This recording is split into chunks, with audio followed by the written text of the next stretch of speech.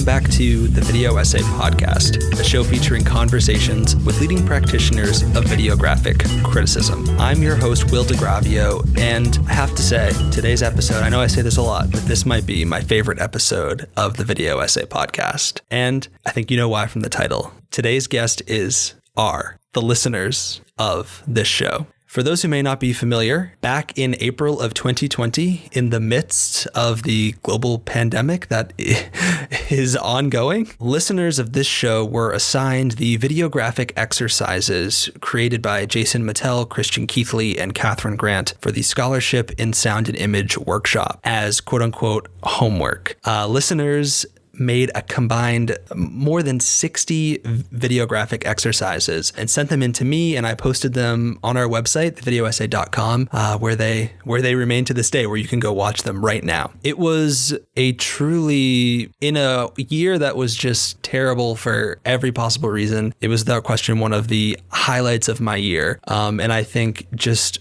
a really great way to bring this community together. And one of the things that I've been thinking about as I reflect on what it was like watching and curating the exercises was, to me, it brought videographic criticism back to what it's all about. And for me, really reminded me that it's supposed to be something that's experimental, that's fun, that's about sharing your passions with other people. I don't know. I feel like as I, focus on doing this podcast all the time and producing the newsletter and as, I think about how videographic criticism will play in my future career. And as I talk to other people about how they're thinking about videographic criticism as it relates to their careers, it was so nice to have something that just felt so pure, organic, and fun. And I think really was such a perfect introduction to people who were perhaps making a video essay or a piece of videographic criticism for the first time. So it was just so moving and fun to be a part of. And I'm very grateful for everyone who made videos, or if you didn't make a video, you engaged with them on social media and Twitter by sharing, by commenting, by liking. And to the hundreds of people out there who didn't do any of those things but watched and enjoyed them on your own, I'm so grateful for everyone who played a part in this. So on this episode, you will hear audio reflections from some of the people who created those videographic exercises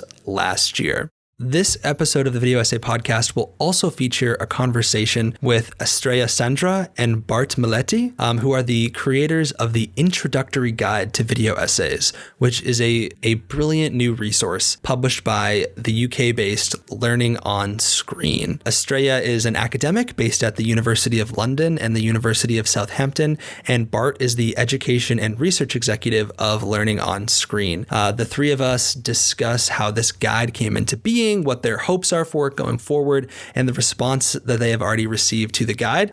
Full disclaimer, I was honored to be asked to make a video for the guide itself, but I was not that familiar with the backstory and how this guide came into being. So I really enjoyed talking with Estrella and Bart about that process. And I think it creates a wonderful pairing with the listener reflections that you'll hear today, because it's all about starting a video essay or a videographic project for the first time, becoming a videographic critic, and what are kind of the first steps you should take as you embark on this journey. If you are a subscriber to my somewhat weekly, it's more looking like every other week newsletter, Notes on Videographic Criticism, which you can subscribe to at thevideoessay.substack.com, you will know that I recently launched a Patreon page. As I wrote in that newsletter, there are many long, sometimes frustrating nights of editing and re-editing that go into producing this podcast. I am a one-man band over here as far as like putting the show together and editing it, but as you'll know from the listeners' reflections, I'm certainly not alone. The listeners are always sending me ideas, suggestions for the show, providing me with feedback and words of encouragement. So I don't really feel like I'm alone. But in those moments when I am just kind of struggling to push an episode out into the world, even in those moments, this has never really felt like work for me. I started this podcast when I was just becoming a master's student, and I'm continuing it now when I have a full-time job that I really love. Yes, perhaps videographic criticism will one day turn into part of my profession, but for now it's really such a wonderful outlet for me, and really a hobby in the purest sense of the word. But there are a number of costs that are associated with producing the show, hosting the website, putting out the newsletter. And as I prepare for a number of personal transitions in my own life, getting some help to help defray the cost of those expenses would be much appreciated. Thevideoessay.com is the URL that I own, and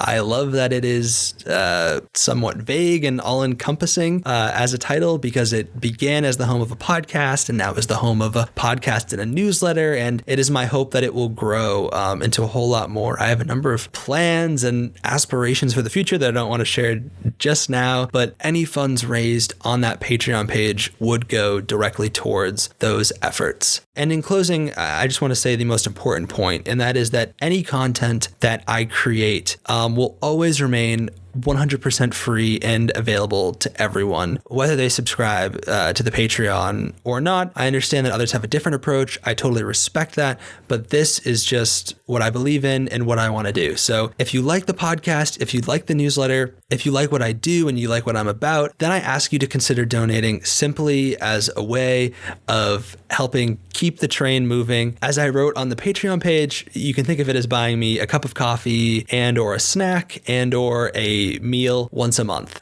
So anyway, that's all I got. You can subscribe to the Patreon page via our website, which again is thevideoessay.com, or you can go directly to patreon.com/thevideoessay. And as always, please subscribe to this podcast wherever you get your podcasts, and considering following us on Facebook and on Twitter at The Video Essay. Now, without further ado, here are the listeners of the Video Essay podcast.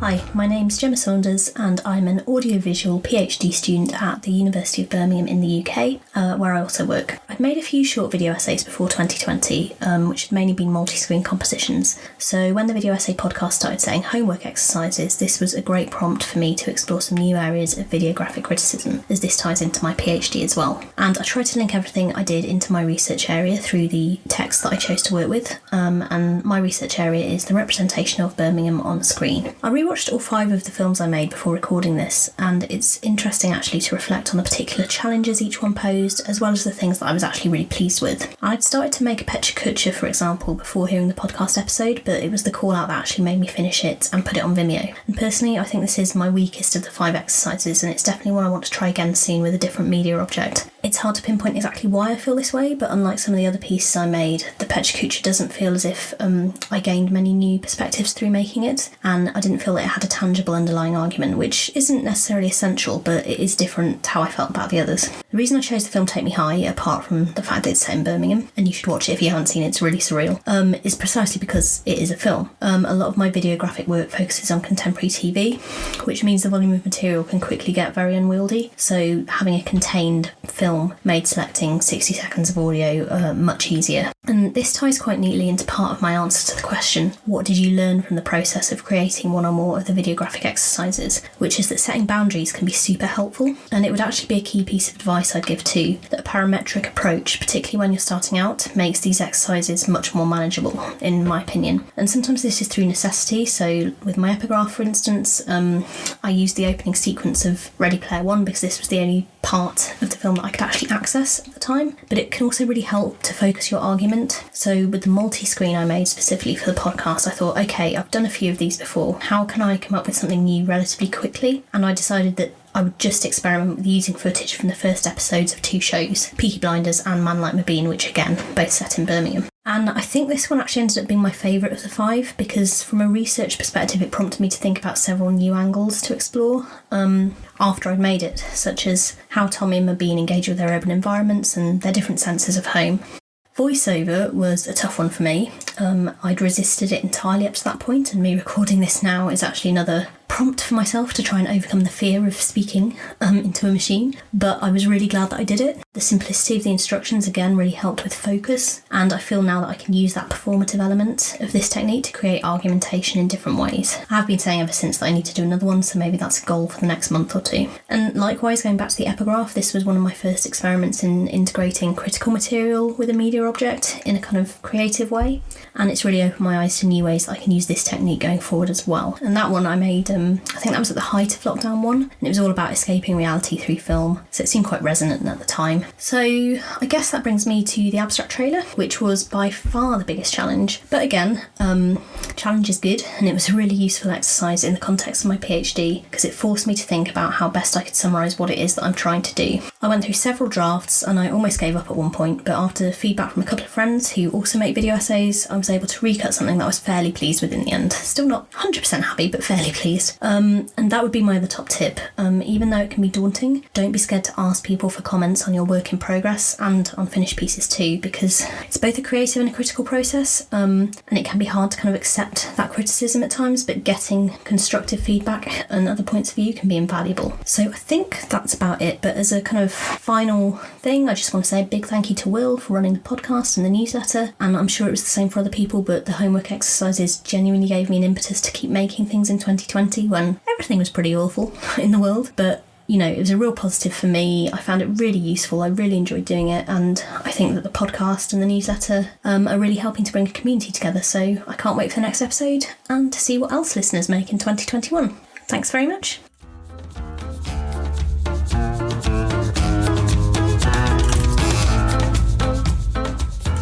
I'm Cormac Donnelly. I'm researching a PhD in film sound at Liverpool John Moores University. The video essay podcast started just as I was finishing my first video essay, so it was great timing for me. I was excited about the possibility of using video essays as part of my research, and the podcast introduced me to practitioners, new ideas, new essays that I could watch, and then the homework kind of extended that for me. When the homework started, I didn't realise just how kind of one-dimensional my thinking was about how to make a video essay. You know, I was only really thinking about one sort of stylistic approach, and all of a sudden the homework opened my eyes to other opportunities. The Pizza Kucha, for instance, made me realise that I had perhaps a tendency to try and impose myself on the footage. I was trying to wrangle more out of it than I needed to, so that limitation was really useful for me to just let the footage tell me how I might best use it. The abstract trailer proved to be really, really difficult, and it was only because I found myself working on an idea for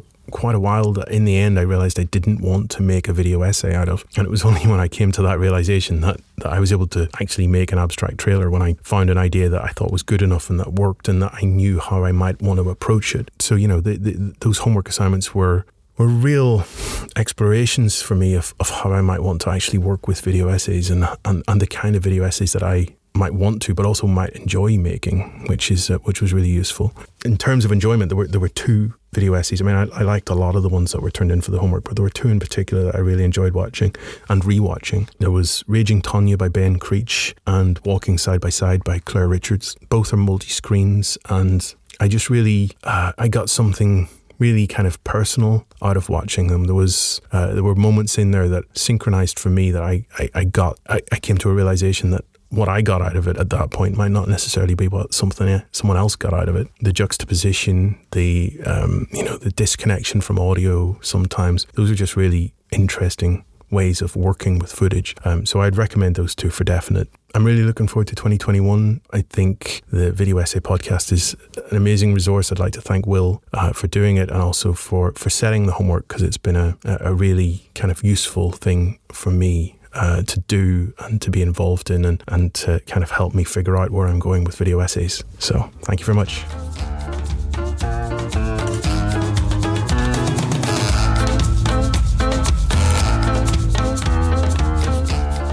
This is a reflection by Roberto Carlos Ortiz.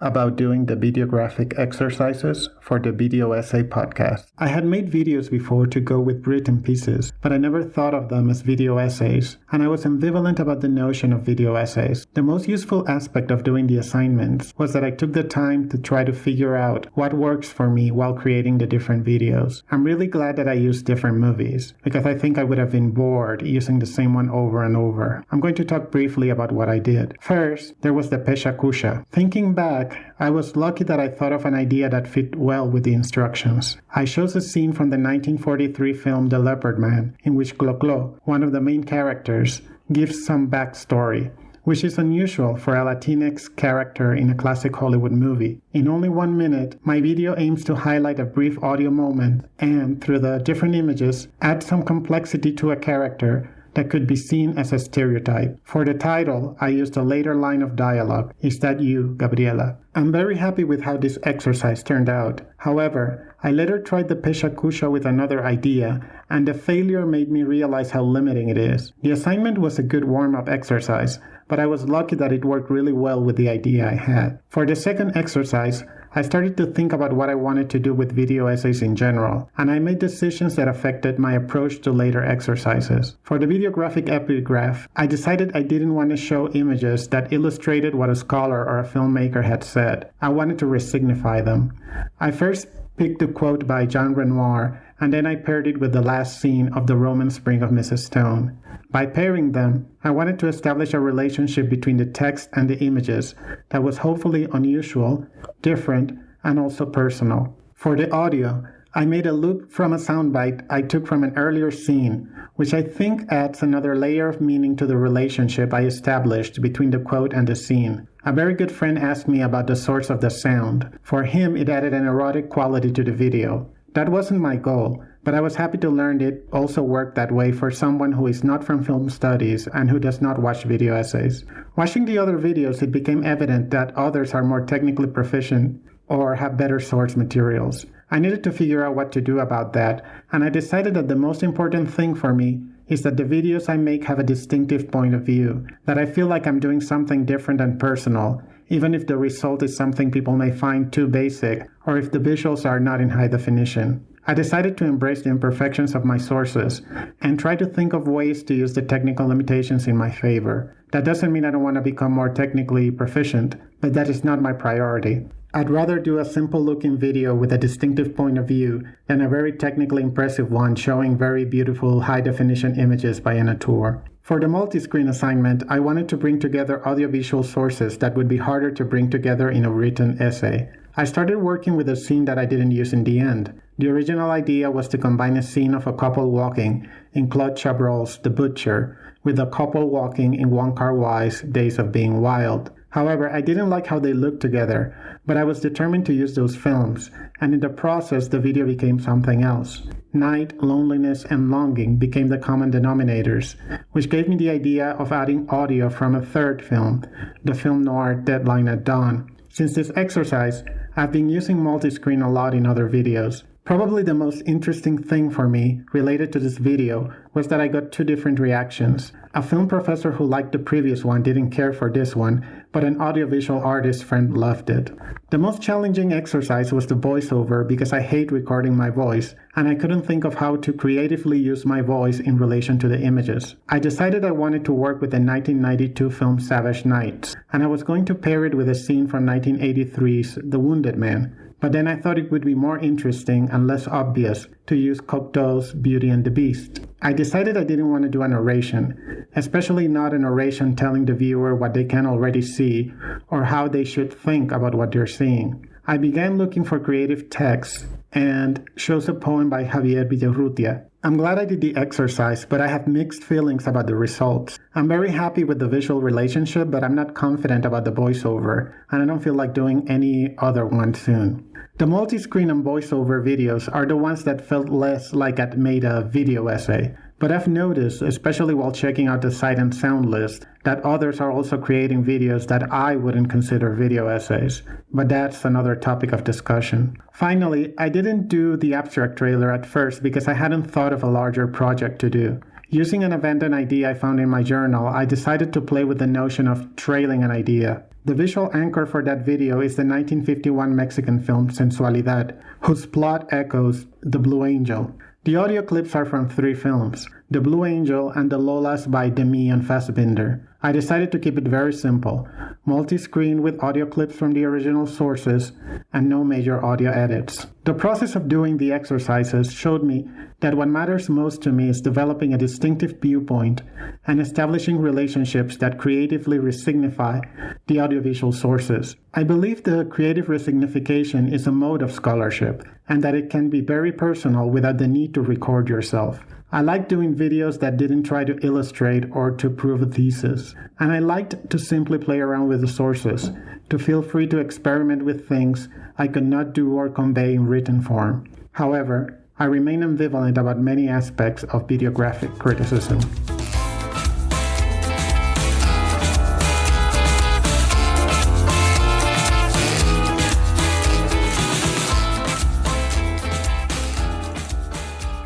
My name is Alan OLeary and I teach film and media at the University of Aarhus in Denmark. I've published video essays in Transition and also in the Danish journal 16/9. Here's my answer to the question of what I learned from the process of creating the videographic exercises. I submitted a few homework pieces in response to Will's invitations, and a couple of these were reworked from exercises I did at the Scholarship in Sound and Image workshop at Middlebury. And both at Video Camp and for the Video Essay Podcast homework, I found the parametric approach, the imposition of arbitrary constraints, I found this really congenial and generative. Chris Keithley and Jason Mattel from Middlebury, who Will has interviewed on his podcast, of course, say in their book, The Videographic Essay, they talk about this parametric approach being useful because, as they put it, formal parameters lead to content discoveries.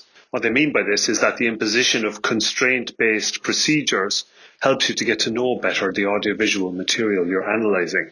And my own experience confirms this. But I feel that I learned something more from undertaking the videographic exercises than this already useful lesson. What I learned was not only that I could discover things that I might otherwise not have known, but that the character of this knowing was itself changed and extended. I felt that I wasn't imposing my scholarly will on the editing platform and the parametric or algorithmic procedure, so much as cooperating with that platform and with the algorithm in the undertaking of the scholarly investigation. The editing platform and the parametric procedure were not so much tools as collaborators, and the capacity of knowing was distributed along a kind of continuum of scholarly agency. In fact, the greatest degree of scholarly agency could well be claimed, not by me, but by the parametric procedure itself. So, what I learned from undertaking Will's videographic exercises and the exercises at Middlebury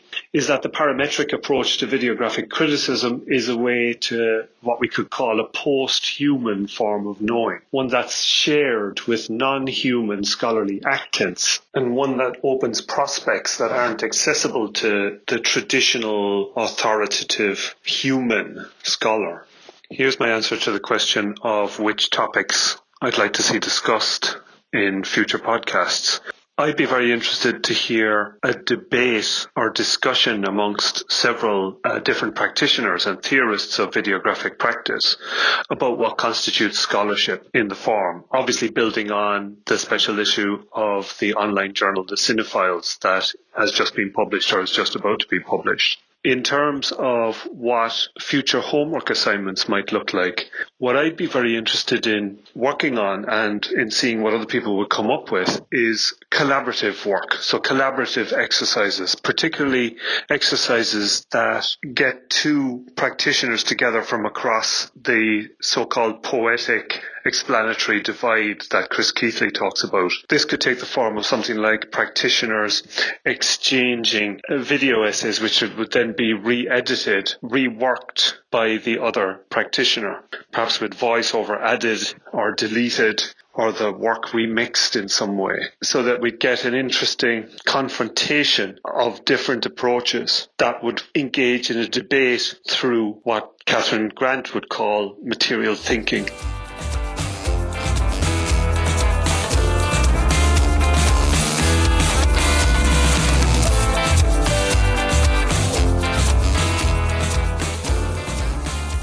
Hi Will, this is Charlotte Crofts. I run the Cary Grant Festival and I'm the editor-in-chief of Screenworks, which publishes screen media practice research, including videographic film criticism. I had a go at the Pecha exercise and I used Penny Serenade, which is a Cary Grant film.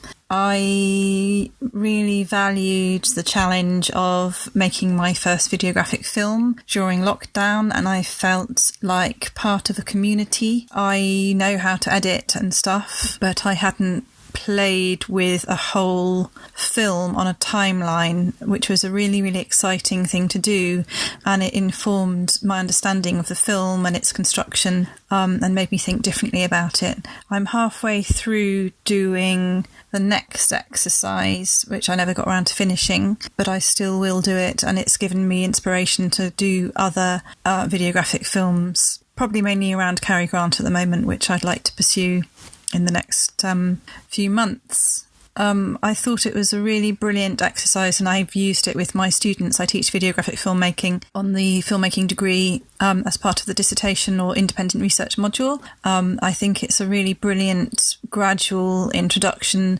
to different formal techniques. A lot of my students just want to stick a voiceover essay on top of some images, and this series of exercises enables you to think very differently about how the conjunction of sound and image can create critical textual meaning in interesting ways. If anyone was thinking of doing a videographic film or a video essay, then these series of exercises would be an excellent starting point. Okay, take care, bye.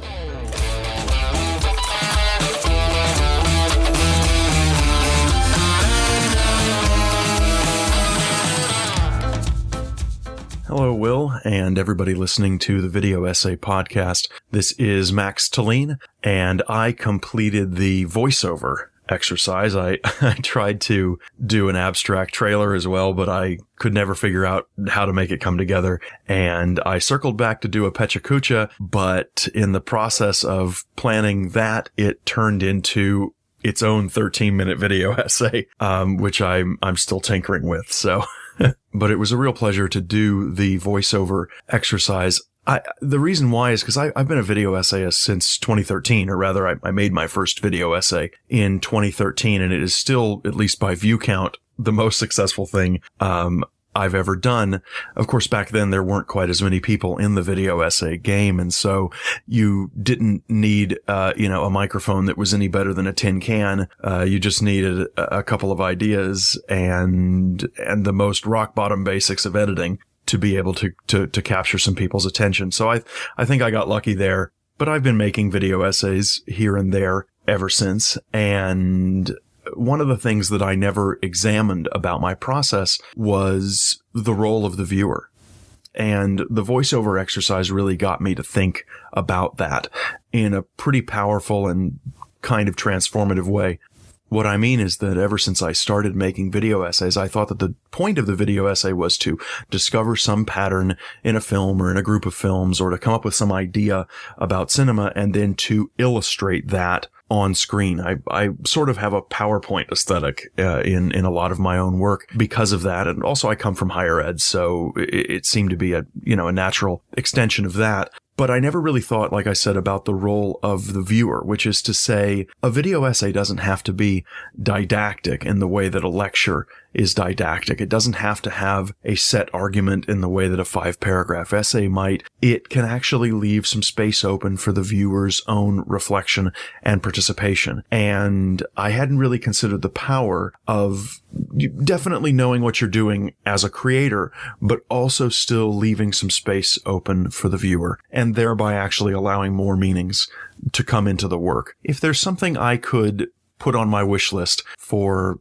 the Video Essay Podcast in 2021, I think it would be more discussion and more thought, maybe roundtables about the visual techniques of the video essay. Specifically, if you go on YouTube and you go on like math and science channels like 3 Blue 1 Brown or Mathologer or Engineer Guy, you see this incredible range of techniques of visual explanation. And of course, by bringing up that notion, I'm sort of hearkening back to Edward Tufte. But this idea that we have a lot of tools for using animations, for using charts and graphs and data to illustrate ideas when it comes to math and science, obviously. But I don't think that there are fewer ideas in the video essay. And I understand that ideas in cultural studies tend to be more abstract and not as obviously illustratable as mathematical concepts. But I don't think that that means that we should not try to invent some new visual rhetoric to try to communicate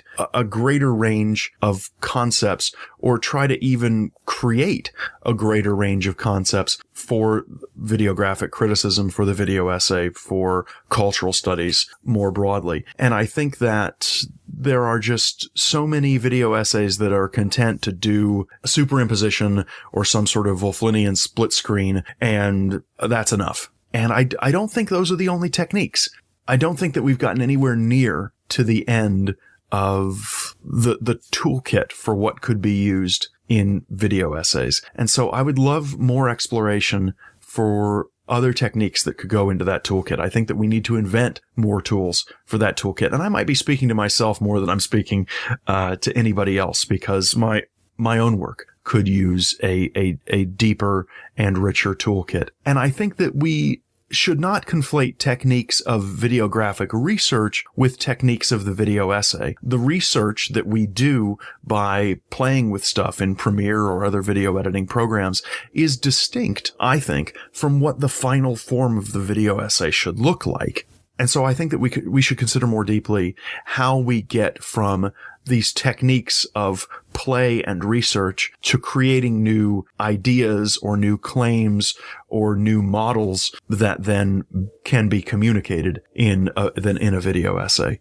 I realize that was a pretty long response, but that's essentially what I'm looking for in 2021. How can we catch up to some of these other, math, science, even video game channels when it comes to how we express the very important ideas that we're coming up with? And so I think there should be more cross-pollination. I think there should be more invention. And I think that we should draw a clear line between the research phase and the finished product. And thank you so much for what you do, for the interviews that you do, for all of the new video essays and new creators that I didn't know about that you've exposed me to. There's a wealth of fantastic ideas in this podcast, and I can't wait to see that continue. I can't wait to meet more creators. I can't wait to see more video essays. So thank you for opening my eyes to greater possibilities in my own work, and I look forward to even greater possibilities in everyone's work being explored in 2021. This was Max Tolene. Thanks for listening.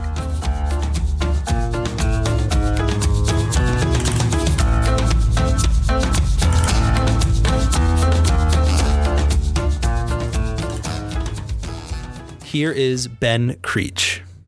So one of the things that I feel like I learned from the process was that these methods are simple enough and direct enough for beginners to learn and for that to be sufficient, like for that to be enough. I think that's something that when I think of the process of beginning a film, or when I think of the process of like deciding to make a film, it can feel sometimes like it's not worth starting unless you know you have something. At the same time, every film I've ever made, the best parts about it are things I find along the way. So I don't know if that's true, but one of the things that's great about these exercises is that you don't need to have an enormous concept in order to proceed. And then you look at all these videos, everyone did a great job because it opened up space for us to find the things we didn't even know we were looking for. So that was one of the things I was thinking about. Just all these latent meanings, these like hidden layers to things we are already paying attention to, that if we could just choose to be creative, all those ideas in our head would come flowing out. And so that was something I was really taken by, and looking at my, like how I responded to the process and looking at how everyone responded to the process.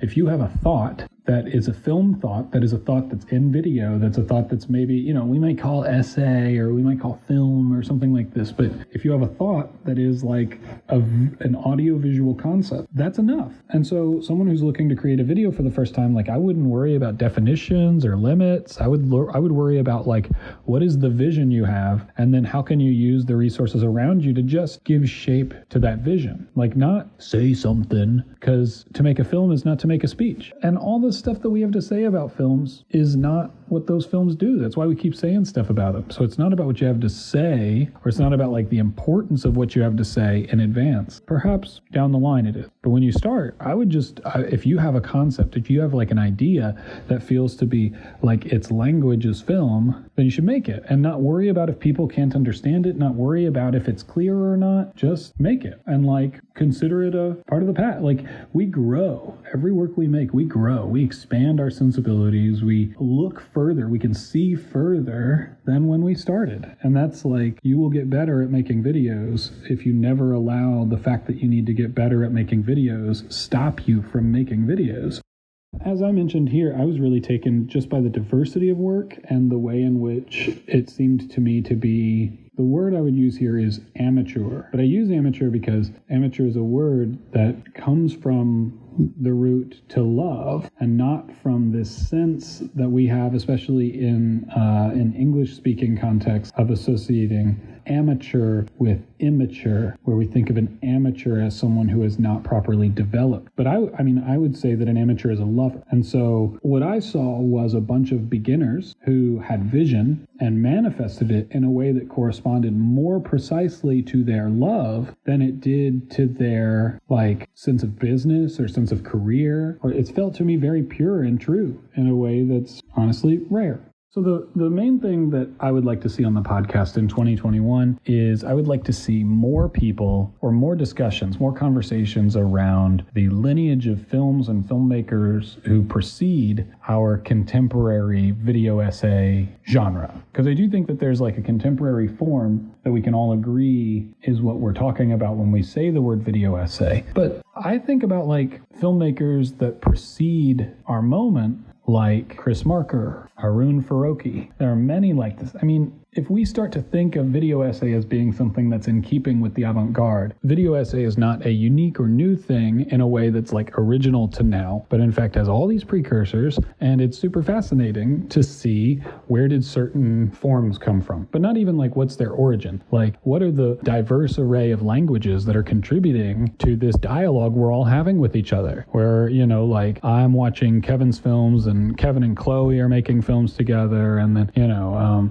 you're watching my film and I'm now watching the videographic exercises. You know, all this, everyone's watching each other's film. We're all growing and developing this larger conversation about film essay. So I would be interested in going back in time. This podcast has been super great, Will. I just want to thank you for all of it, for everything you do.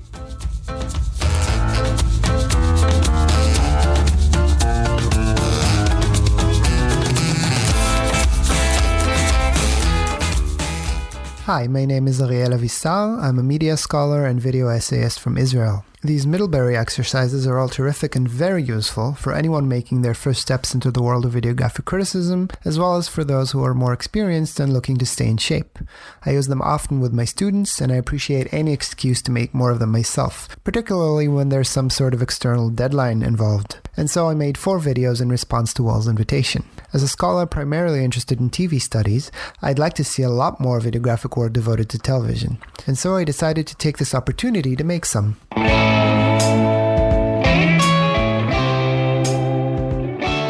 For the Pechakucha exercise, I picked Better Call Saul. I wanted to use an audio clip from the penultimate episode of Season 5, which had just aired around that time. It's a short speech Mike gives to Jimmy following their walkabout in the desert from the previous episode. We all make our choices. And those choices, they put us on a road. Sometimes those choices seem small, but they put you on the road. The road we're on led us out to the desert and everything that happened there and straight back to where we are right now. I'd made several Pechakuchas before and had always used either a film or a single episode of television. But Mike's speech works as a pretty good description of Jimmy's arc over the past 5 seasons as a whole. So for this exercise, I thought I'd use clips from the entire series. In order to keep it simple and not get lost in hours of material, I set myself pretty strict parameters. I'd use 1 clip featuring Jimmy from the first episode of each season. This was usually, though not always, the very first shot of Jimmy from each season premiere. So that's 5 clips from 5 season premieres, set in consecutive order. The 6th and final clip I used was the original clip synced to the audio from the penultimate episode of Season 5. The result was a highlight reel of sorts, a recap of the series thus far, or perhaps a sort of promotional teaser for the final season. It was fun to make, and a week later, when the season finale aired, I decided to take an audio clip from that episode and make a companion piece titled Better Call Kim, a similarly structured Pechakucha, this time focusing on Kim rather than Jimmy, and it was interesting to see how their individual trajectories over the series lined up against one another. Kim doing this, it's not you. Okay, you would not be okay with it. Not in the cold light of day. Wouldn't I? I really enjoyed making these videos, and it was particularly productive for me in that it was an effective exercise in condensing 5 seasons of television into a compact, hopefully cohesive work. On that note, I'd encourage listeners who haven't done so to check out Jason Mittel's Knockabout, which started out as a Pechakucha, then evolved into a terrific and hilarious portrait of Walter White, using clips from the various seasons of Breaking Bad. For the last exercise I made, the abstract trailer for what will hopefully become the video essay adaptation of my master's dissertation, titled Connecting the Dots, I expanded the scope to over a dozen different TV series. It was also great to get to watch the many exercises that other people handed in. I particularly enjoyed the epigraphs, a form I'm always fond of. There were some wonderful epigraphic videos, and to name only a few of this very impressive bunch, I'd point out Cormac Donnelly's Addressing Strange Brew, Catherine Grant's Afterlife, The Futility of Movement by Claire Richards, and Becoming an Abstract Flesh by Yerden Koum. They are all fascinating videos, and I'd highly recommend checking them out, and the rest as well. Thanks, Will.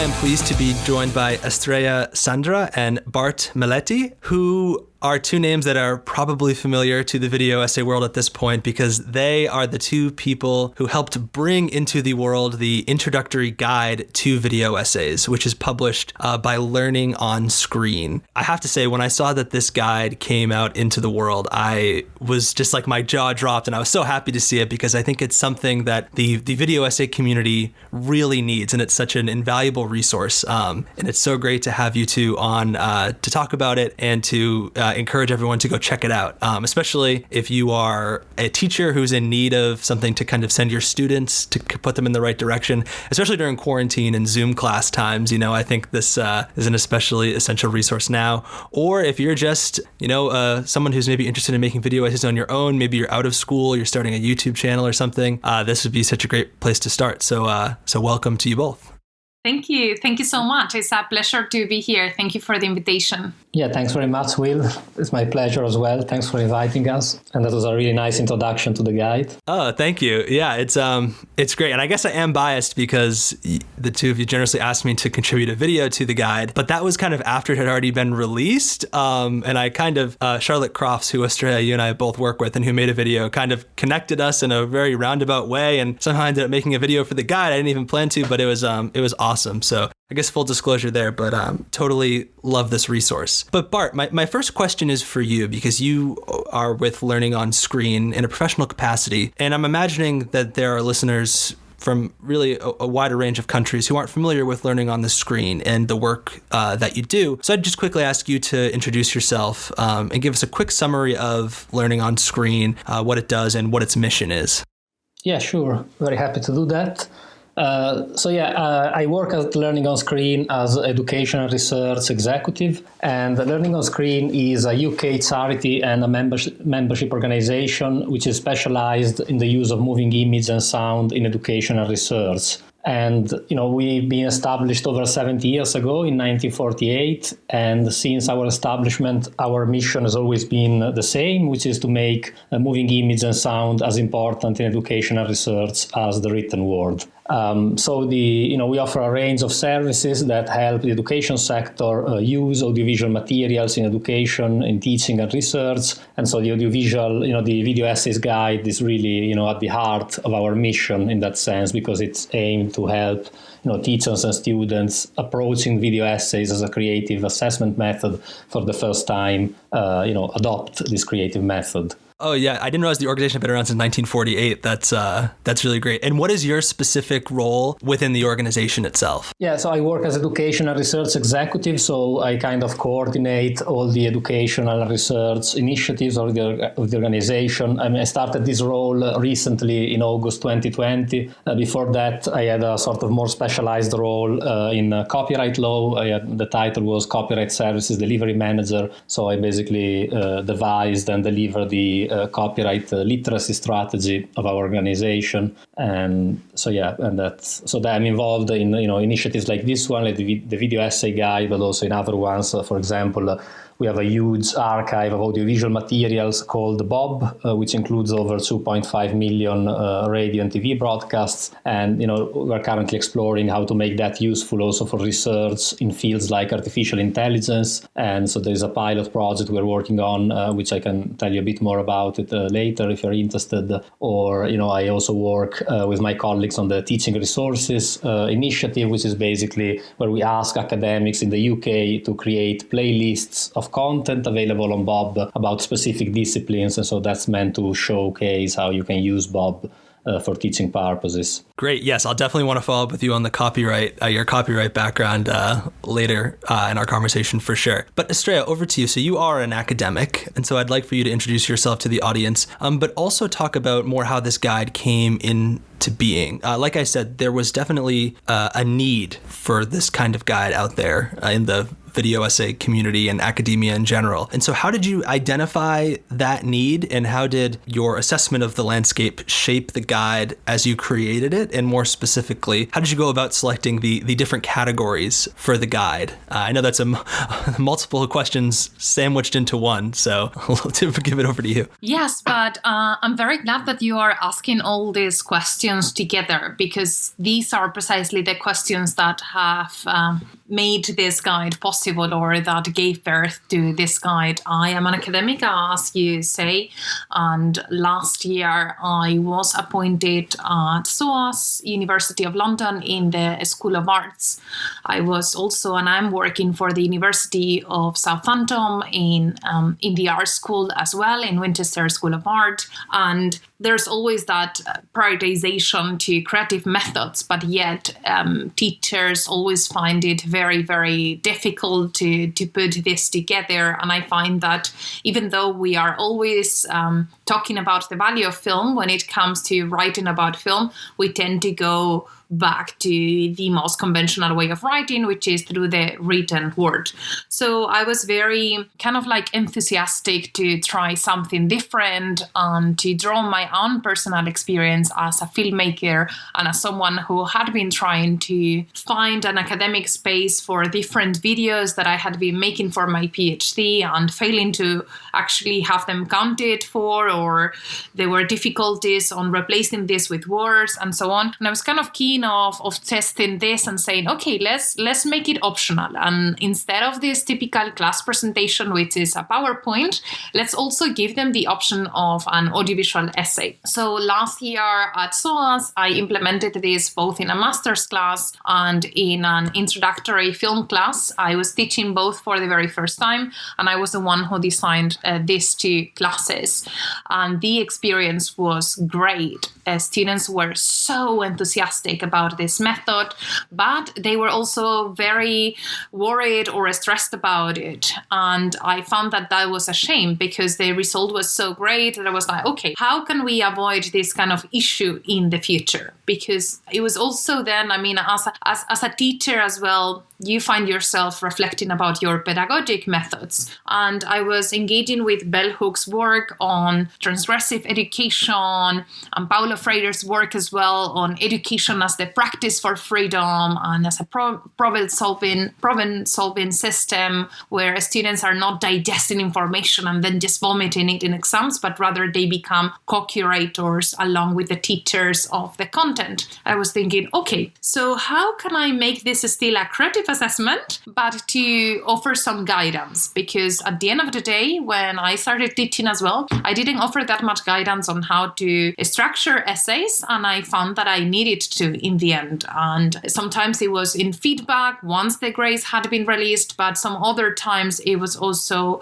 just kind of some guidance in the assessment. So I said, okay, for next year, I'm going to put together a guide to avoid what bell hooks call these painful experiences in the learning process where students feel very vulnerable, right? And for many different reasons. So try to make university a more inclusive place as well. But this requires me as well to acknowledge that maybe I didn't do good enough and I should have been offering some more guidance. And I was just reflecting about this, and I was walking with Bart and his partner in the park. She's one of my best friends, and I was asking him a few questions that came up about copyright, and then suddenly, I don't know if it was her or him who were like, hey, listen, I don't think you should be doing this just for your students. This is a common issue, because I was also kind of saying I've been following these websites and Catherine Grant's work and all this pioneering work from the grassroots being done on video essays, but I couldn't find anywhere like a guidance of a step-by-step on how to go about this if it's the first time, right? Especially from a student perspective or an early career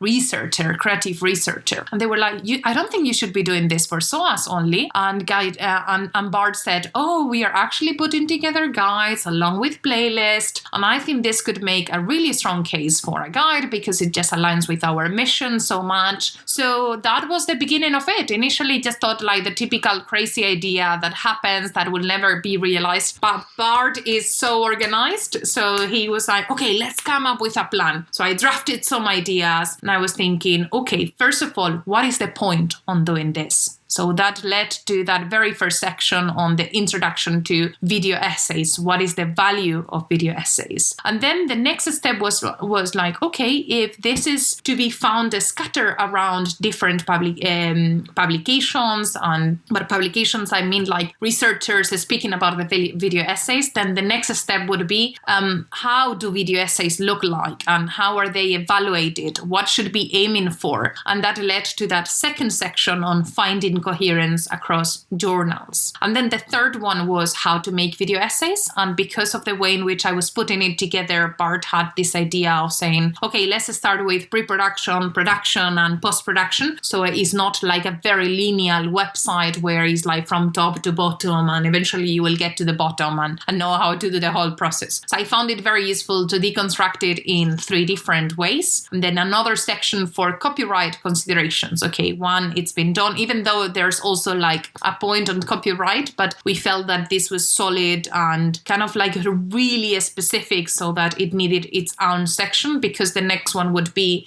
dissemination. So these video essays are to be seen. So what do we need in order to make sure that this is copyright free or allowed, let's say? I'm sure that Bart is already getting annoyed about the terms that I'm using because they are not correct, but that's where you can correct me later. But the point is, if we're thinking about dissemination, which are these places where we can disseminate them? Because that's also the place where we can try and find different models. And in that how to make video essays section, which is the third one, there's also typical questions that you could ask yourself. It's like when you want to write something and you see a blank paper and you don't know where to start from. Same happens with video essays. You're like, So it's kind of like a step-by-step guide of, okay, what is the film that you want to choose? What do you like about this film? Or other way around could be like, what topic? And then questions like, how are you going to express this? Is it going to be a voiceover? Is it going to be performative? And then we recommend as well to keep track of all of this process in a diary, because what happens in making video essays is that when we are in the timeline, maybe the things that we had planned are not the same that we are coming up with. And what we are coming up with is much more interesting. because we are sort of speaking nearby, and then we become more confident with the film medium, and we see the industry aspect of the medium, and then we feel entitled to experiment a little bit more. And then at the end, and just to summarize, sorry, I'm extending myself too much, we also have like this case study where I illustrate a little bit all of this process through my experience at SOAS. So yeah, I think this more or less responds to all of your questions, Will. It did, yes. And I love hearing that backstory because I love hearing how organic this whole process was and how it originated. Because I think the guide feels like, you can feel that, like it all becomes clear in the guide that the people who are curating it, yourself, have gone through the struggle of trying to figure out, how do I bring this to an academic context? And I think the part on dissemination and coherence across journals is so important. It reminds me of if a tree falls in the forest and no one's around to hear it, does it make a sound? Like if you make a video essay and no one sees it, do you have a video essay, right? Like figuring out your distribution plan and how you're going to get it out into the world is just as important as creating it. So I really love hearing about that. And I think this guide really complements well so many other resources that are out there. That our conversation is being paired with reflections from podcast listeners who made the videographic exercises developed by Christian Keithley, who is part of this guide, Jason Mattel and Catherine Grant. And so I wish that we had that guide around that time, because I was fielding a lot of questions from people who were making them that had a lot of the questions that you address in this guide and that you yourself was facing. So it's really great to just see as more and more people start making video essays, how these guides are coming to fruition and sort of the guiding light, as it were. You mentioned that in connecting with Bart, that the video essay guide aligned with the mission of learning on screen. And Bart, I'd sort of like to hear your side of the story. Like when you heard of these video essay challenges and hurdles and the need for this guide, kind of what were your first thoughts? What were your impression of video essays, and how did you see that fitting into the kind of existing projects in work of learning on screen? We're always curious on the show to kind of get the perspective of someone outside who's not necessarily creating video essays in an academic context. So we'd definitely be curious to hear your thoughts. Yeah, no, sure. No, I mean, as Estrella said, the idea was as very spontaneous, like just in a park. And, I mean, it felt like, that basically the right thing to do, that there was like widespread need within the education sector for guidance on this innovative creative assessment method. And in fact, just a few days later after, having this discussion with Estrella, I proposed the idea to the rest of the Learning on Screen team, and everyone was immediately really enthusiastic. Everyone wanted to contribute, and we asked also some of our members and the executive, the members of the executive board. Everyone was really on board, so we started straight away. And I think that all that enthusiasm came from the fact that really, this is really in line with our mission, which is, as I said, to make the moving image and sound as important in research and education as the written word, because scholarly work is of course dominated by the written word, and video essays basically offer an alternative way to make an academic argument using the audiovisual and multimedia language. So that was perfectly in line with our mission, and and also I think in terms of why I think we were also the right home in a sense for this guide is also from a practical point of view, because we have a large network of members. We have over 200 members that we can easily reach through our services and communication, and that includes most UK higher education institutions.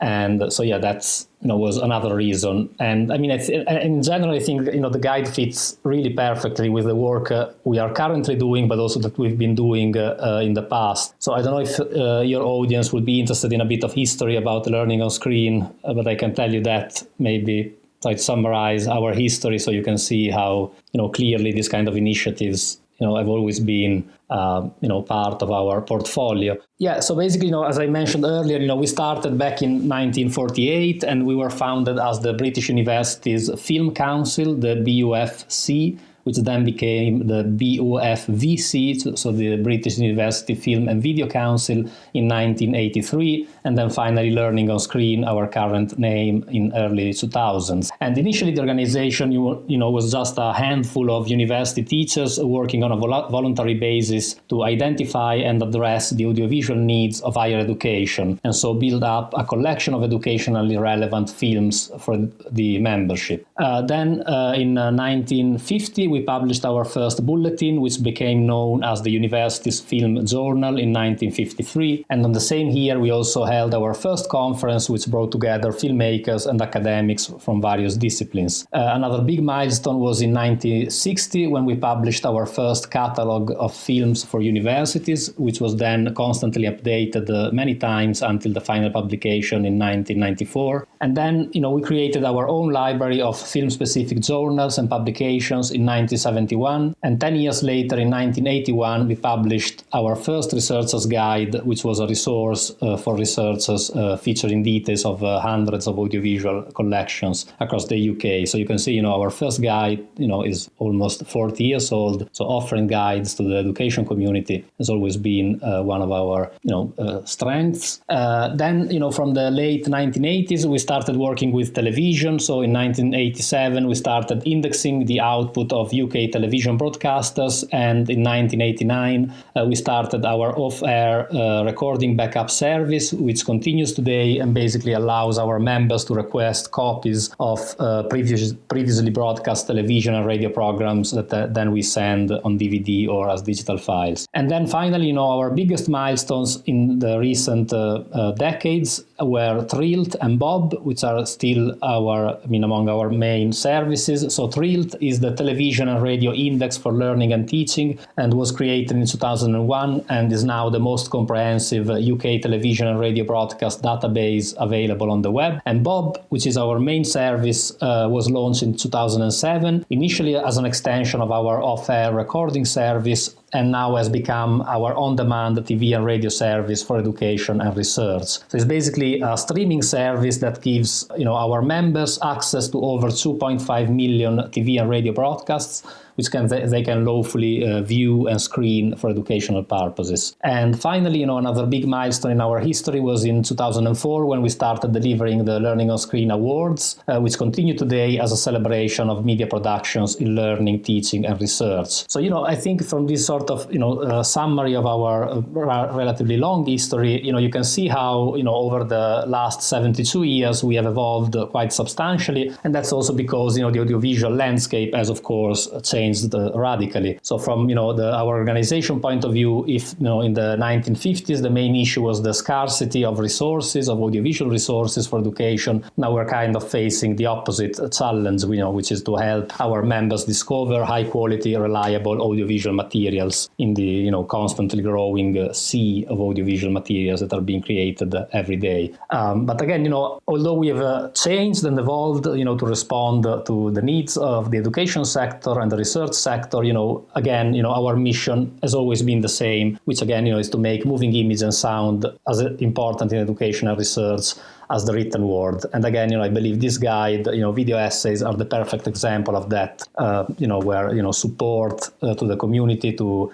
create and evaluate video essays is something that help us fulfill our mission. So again, you're really grateful to Estrella and all the other contributors to the guide, including yourself, of course, Will, which made this guide possible. And I would like to add something to why I think Learning on a Screen was the perfect host, and is that aspect that the guide is available open access.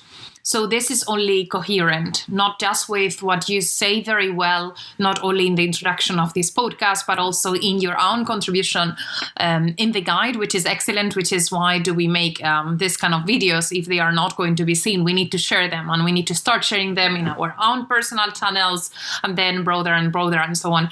But the whole legitimization to video essays has been thanks to a wide range of creative, I would say brave scholars, and not just creative scholars, who have been trying to find an academic space for this format. So this guide, other than helping people to, adventure themselves and try out this format, is also a way of keeping the conversation as open as possible. So the fact that Learning on a Screen is offering this guide open access is certainly something to highlight. It encourages more people to feel that this this is possible, that this can be done. And we have also a section in the guide where people can send us contributions, send us recommendations, and we integrate them in the guide. And we are thinking maybe in the future we need to say, okay, how did the guide look like at the beginning and how does it look like right now, having received all these different conversations?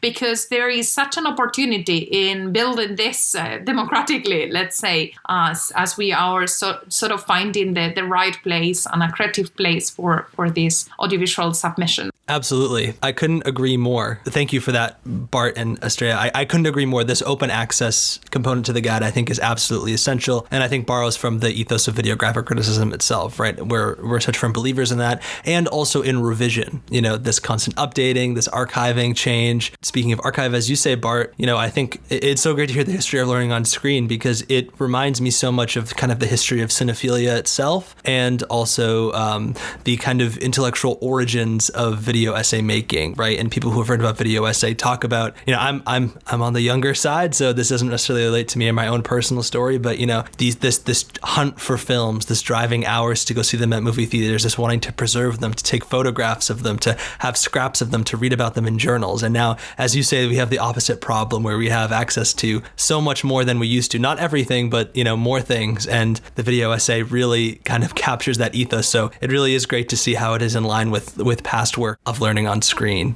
And Estrella, you mentioned this idea of an open access community of people who are all getting together for a conversation. And that's really what this podcast is all about, right? It's documenting those conversations and what's going on in the broader community. And I think one of the things that I most enjoy about the form of video essay, or perhaps the thing I enjoy the most about the form, is that most creators seem to be primarily concerned with pushing the boundaries of the form, right? And wondering what can a video essay be rather than settling on this question of what is a video essay, right? Like I have no clue what a video essay is. I've been doing this for almost 2 years and I am less sure of what it is than when I started. And that I think is a beautiful thing. And your guide, of course, is meant to be an introductory guide to video essays. Like I think that word introductory is so important. But I'm wondering how you balance that issue of providing a baseline knowledge of what the form is while also indicating that there is really not one path forward for creating, disseminating, publishing video essays. Like, how do you balance that? Because I could see some arguing that a guide itself goes against some of the values of what a video essay is. I don't think that, obviously, but I'd be curious how you would address those concerns.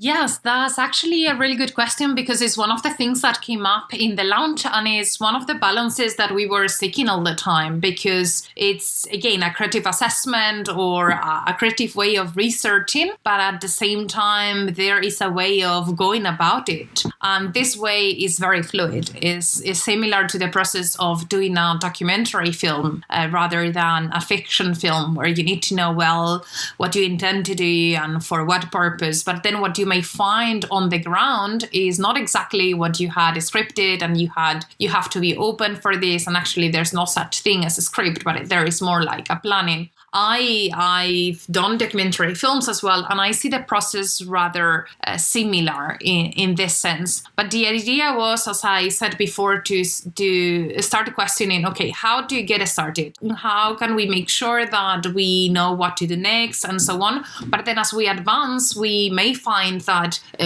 we are modifying our way of thinking about things. We see ourselves a little bit more comfortable as we become familiar with editing software. So you will see that in the how to make video essays, there are 3 sections: pre-production, production, and post-production. And there's even recommendations for editing, things that if you are a familiar editor, you may take for granted, as basic as have a backup copy, make sure you select an easy software for you and that your computer can handle, and so on. But these basic recommendations are not so basic if you've never done this before.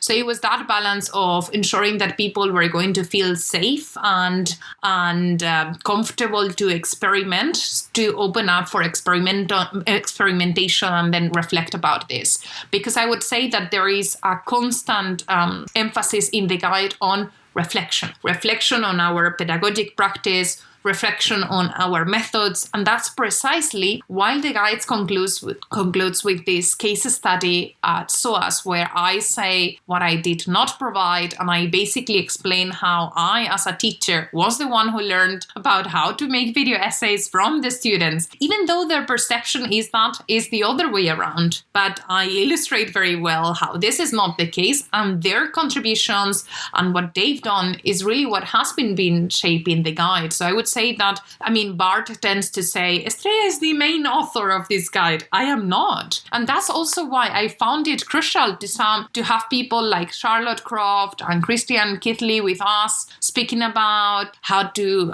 make sense of these video essays. What is the language that we can use? What does that performative language means? How do we perform an argument, and so on? This is good to be heard from different voices. And I would say that other than having Bart, who is an amazing author, and you, Will, and the rest of contributors, it's a very collective guide because it's been authored by all of my class members. And there is a journal article linked to this where I actually put in the acknowledgement all of their names. It wouldn't have been possible without them. Thank you for that. It's kind of like you need to learn how to walk before you can run, right? Like you need to learn a lot of the core mechanics of how this works before you can jump off and go. And like I said before, and I want to emphasize this, I think this idea of collaboration, it's so great because the guide is one of like 3 or 4 core things I would recommend to someone if they were just getting into this kind of work and they'd take different things from all of the aspects of it. And so I think that's what makes the guide so great is, as you say, this idea, this constant reflection, and never once is it like, well, this is the end all be all. This is the only thing you need to read. Blah, blah, blah. Like it's so not that way. And it's so clear from the guide. And I think I that's something that I really appreciate. Just to say that actually there is a note in, I think it's in the first part of the pre-production, or I'm not sure if it's in the first section, where we say that these guidelines do not aim to be prescriptive by any means. Rather, they seek to assist the video making process. So it's about always making and demaking and deconstructing and doing all of this, and reflecting again about what we are doing and why we're doing that, which is why we recommend again to have this diary, keeping notes of what's going on, and then accompanying this with a supporting statement, which is another chance to add more to these videos. It's not a replication of what's going on, but something else to reflect on it. No, and just to add to that, I'm really glad you highlighted the collaborative nature of the guide, because I think that's one of the main strengths and, features of this initiative, and also speaks to the open access nature of the guide as well. We really want this to be like a tool for the whole community, is open to everyone to contribute or, provide comments and suggestions. It's not set in stone. We want it to evolve with the help of the whole community. And I think, the launch event was the perfect example of that. Like all our contributors were very happy to contribute again, and present at the launch event. We attracted a really diverse community, like over 300 people from all over the world, including the United States, India, Turkey, Brazil, Mexico. And it was really amazing. So, again, we hope this is just the first step, in a longer term collaborative exercise. Absolutely. And that introduction, that launch event, that I think was last month. I don't even remember what time is anymore. I think it was last month, right? And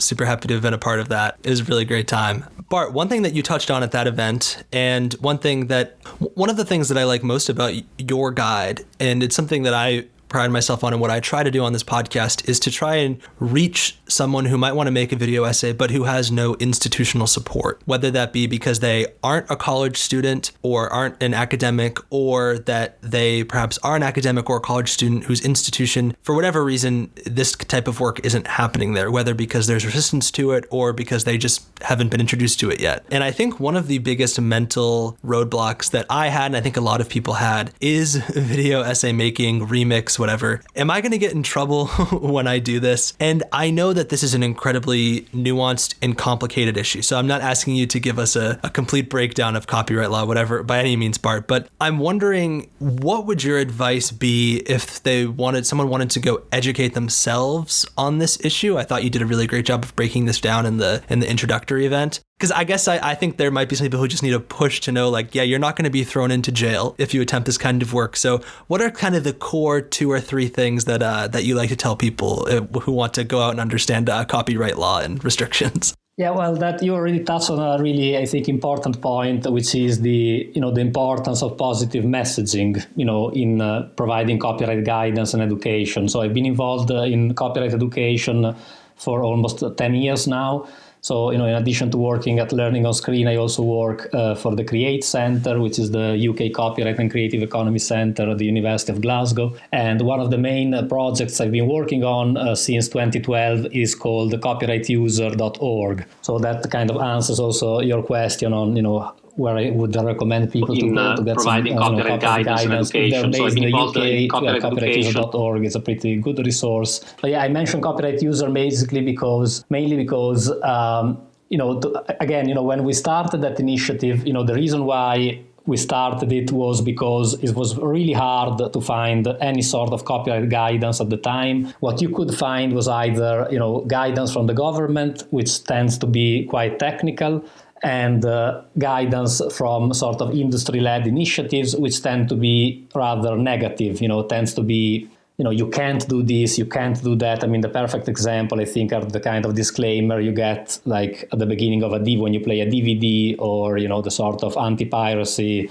ads you will get a few years back, like comparing downloading music to stealing a handbag, for example. So, one of the sort of founding principles of the Copyright User Initiative was, okay, let's do something different. Let's focus on what you can do. Because actually, copyright law, as you said, is really complicated, and there are quite a lot of things that, in principle, at least, you can't do. But there are also lots of things that you can do, if you know some basic principles of the law. So, to go back to the guide, and then, that also combined with another issue, which is very common when dealing with copyright challenges, which is that, people, but not just students or creators, but even like relatively big organizations, tend to think about copyright like too late in the process, like whether it is like a documentary film or a mass digitization project, people, quite rightly, they tend to just, do the project, work on the thing they're working on, and then where they get to the end is like, oh, well, but is everything we've done actually legal? Can we do this? Can we actually publish what we've been working on over the last 6 months or 6 years even? And so, again, providing positive and practical copyright guidance at the beginning of any projects that involves copyright, including, making video essays, I believe is really important. So that's what that section of the guide tries to do, is basically to provide an overview of the main ways in which you can use content lawfully, and also basically on what you can do with that content depending on what you have used and how. Because basically I could be talking about copyright forever, but to sum it up, there is either the safest way to use content legally is to use it with permission, permission from the copyright owners. And, there are various ways in which you can use content with permission. You can, contact the copyright owner and get their permission directly, although that's quite difficult, in most cases. Or there are licensing schemes, like in the UK, you have the ERA license, Educational Recording Agency license, that allows you to do certain things with content. Or there are also more recently other schemes like Make Film History and Archives for Education, which is an initiative led by Shane O'Sullivan, another contributor to the guide, that basically also is a UK initiative, but if your institution subscribes to that free licensing scheme, then students have access to a bunch of films they can freely manipulate.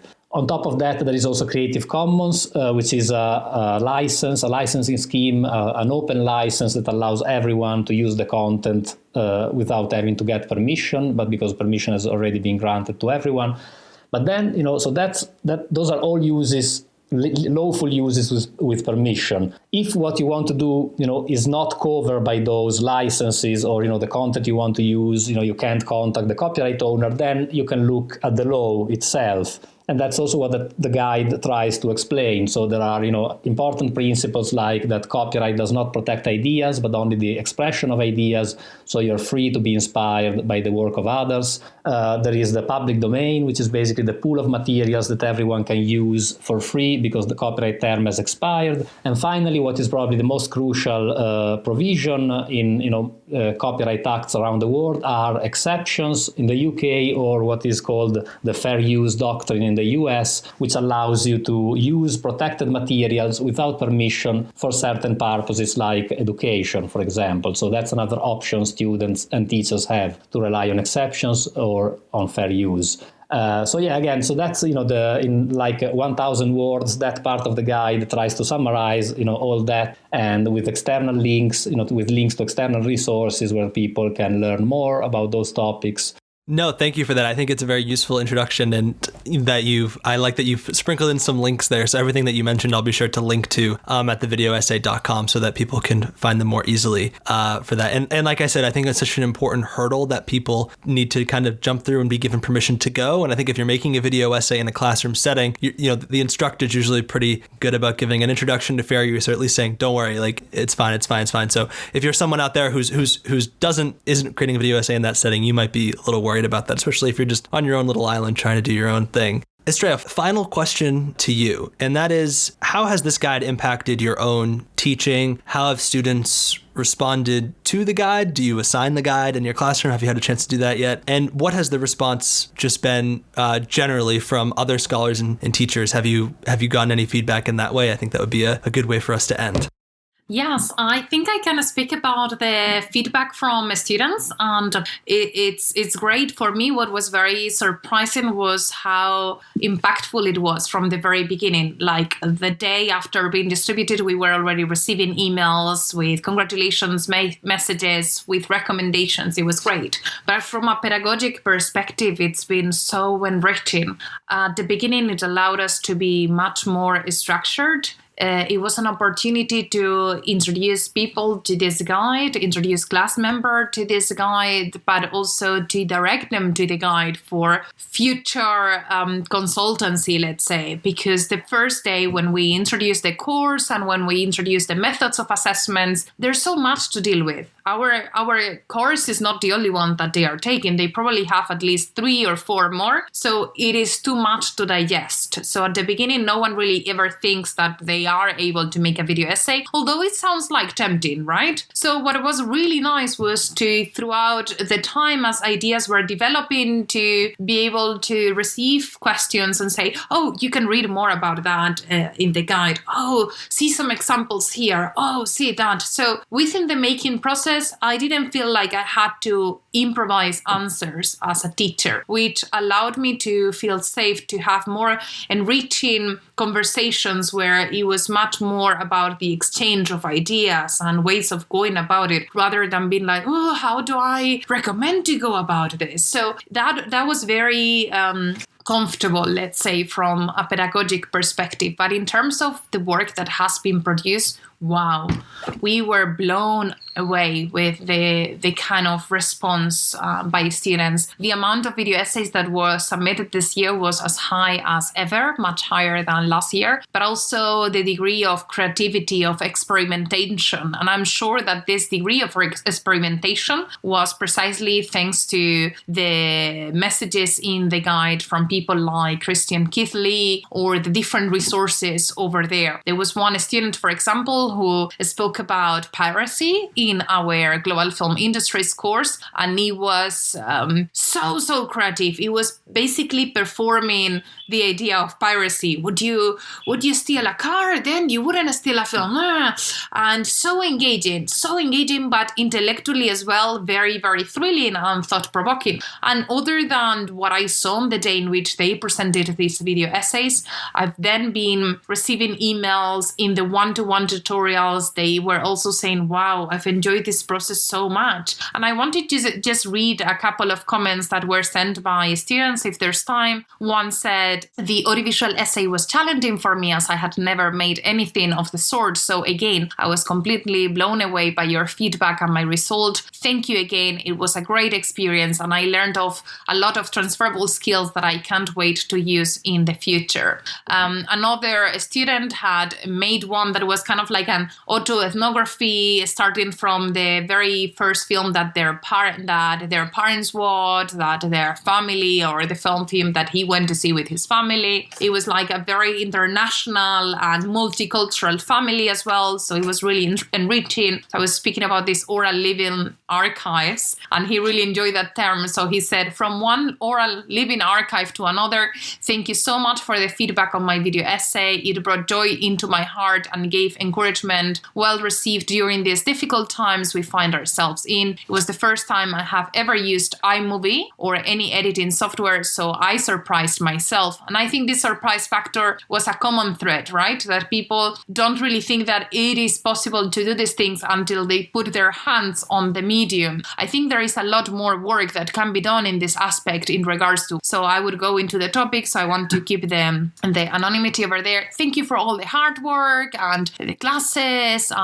This course would not have been my personal choice, but I am glad I have done it as it showed me things I had not thought about before. And again, all of this came after the grades and feedback for video essays were released. And those are just two examples, but we received like over 10 emails with this kind of responses, which were really, really enriching, of course. Thank you so much for that. And I think on that would be a wonderful note to end our conversation, because the whole point of this episode is reflections on what it's like to make video essays, to dive in, to make them for the first time. So I think hearing from your students and hearing from the two of you today has been really great, and hearing your own reflections on creating this guide. And I really look forward to seeing how the guide evolves and continues to grow. And of course, where the two of you go from here. So thank you so much for joining me today. I really appreciate it.